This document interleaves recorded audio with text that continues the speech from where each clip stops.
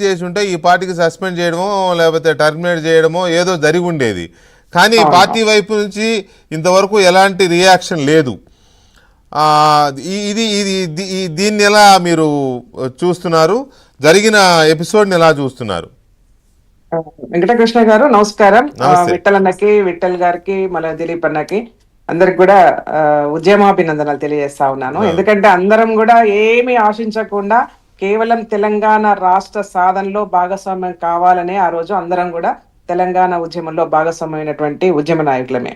అయితే వెంకటకృష్ణ గారు, మనం తెలంగాణ రాష్ట్ర సమితి ఏర్పాటును మనం చూసినట్టయితే ఏంటంటే ఆ రోజు ముఖ్యంగా మాలాంటి లెఫ్ట్ ఐడియాలజీ ఉన్నటువంటి వాళ్ళు మెజారిటీగా కేసీఆర్ వెంట నడిచినటువంటి సంగతి మనం గుర్తుపెట్టుకోవాలి. ఎందుకంటే ఆ ఉద్యమంతోనే చాలా ఉద్యమాలు కూడా కనుమరుగైపోయినాయి. తెలంగాణ ఉద్యమంతోనే చాలా ఉద్యమాలు, అంటే అంతకుముందు ఉన్నటువంటి చాలా ఉద్యమాలు కూడా కనుమరుగైపోయి తెలంగాణ రాష్ట్ర సాధనలో అనేక మంది ఉద్యమకారులు లెఫ్ట్ ఐడియాలజీ ఎక్స్ట్రీమిస్ట్ గా పనిచేసినటువంటి వాళ్ళు, నక్సల్ తీవ్రవాద ఉద్యమం కూడా తెలంగాణ ఉద్యమంతో కలిసిపోవాల్సిన పరిస్థితి వచ్చింది. రెండోది ఏంటంటే ఆ నక్సల్స్ ఉద్యమము కొంత సెట్ బ్యాక్ పరిస్థితి కూడా వచ్చింది ఆ సిచ్యువేషన్ లో. ఎందుకంటే ప్రతి ఒక్కరు కూడా తెలంగాణ ఉద్యమంలో భాగస్వామ్యం కావాలనే ఆకాంక్ష ఆ రోజు ఉన్నది. బికాస్ ఆఫ్ ఏంటంటే మన రాష్ట్రం మనకు కావాలి అనేది.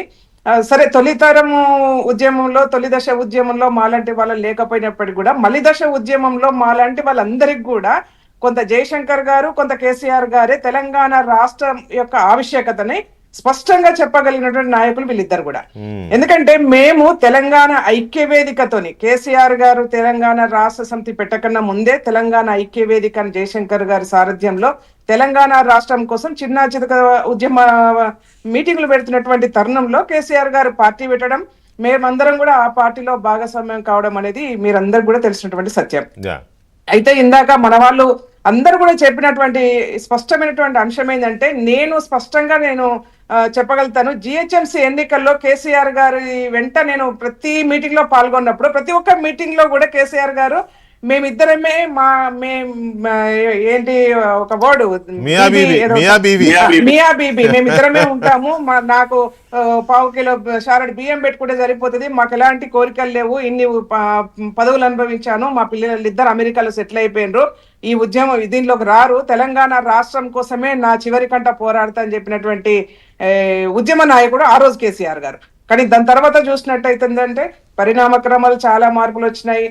మాలాంటి వాళ్ళు ఉద్యమం కోసం పనిచేస్తున్నటువంటి వాళ్ళు అంటే బయటికి రాకపోవచ్చు సార్. ఆ రోజు కూడా ఏంటంటే తెలంగాణ రాష్ట్రము ఏర్పాటులో భాగస్వామ్యంగా 2004 ఎన్నికల్లో నేను డిఫర్ అయింది కూడా మీ దృష్టికి తీసుకొస్తాను. 2004 ఎన్నికల్లో ఇదే కాంగ్రెస్ పార్టీతోని టిఆర్ఎస్ పార్టీ పొత్తు పెట్టుకున్నప్పుడు తెలంగాణ ఉద్యమం అని చెప్పేసి, తెలంగాణ రాష్ట్రమే కావాలని చెప్పేసి కోరుకున్నటువంటి వాళ్ళకు టికెట్లు ఇవ్వద్దు అని చెప్పేసి నిర్ణయం చేసుకొని కేవలము సూట్ కేసులు ఇచ్చేటువంటి వాళ్ళకే టికెట్లు ఇచ్చినటువంటి పరిస్థితి.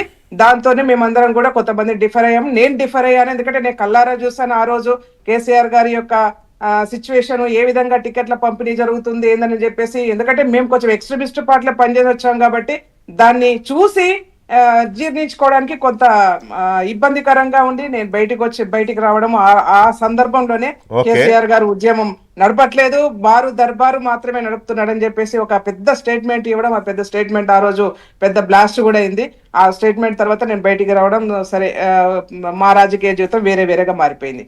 అయితే ఏంటంటే అంటారు కదండి, ఒక సామెత ఉంది, చీమలు పెట్టిన పుట్టల్లోకి పాములు చేరతాయని చెప్పేసి. అట్లనే అనేక మంది తెలంగాణ రాష్ట్రం యొక్క